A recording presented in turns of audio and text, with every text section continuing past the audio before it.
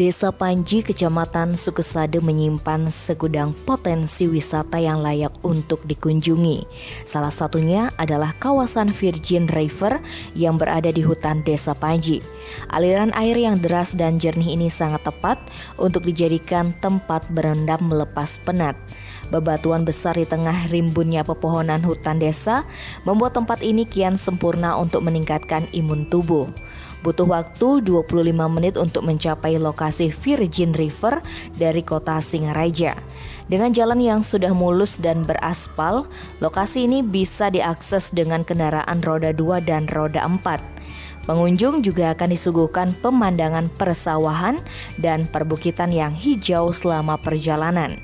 Begitu kaki menyentuh air aliran sungai ini, badan akan terasa rileks dan sangat bagus untuk menghilangkan panas dalam. Berbekal Panji, Mademangku Aryawan mengatakan aliran air di Virgin River tidak pernah kering sepanjang tahun. Nama Virgin River diambil lantaran sungai ini masih sangat perawan dan masih sangat asri. Ia mengatakan sebelum pandemi Virgin River ramai dikunjungi wisatawan lokal dari Buleleng. Banyak pengunjung memanfaatkan jernihnya air Virgin River untuk sekedar berendam sembari menikmati udara segar.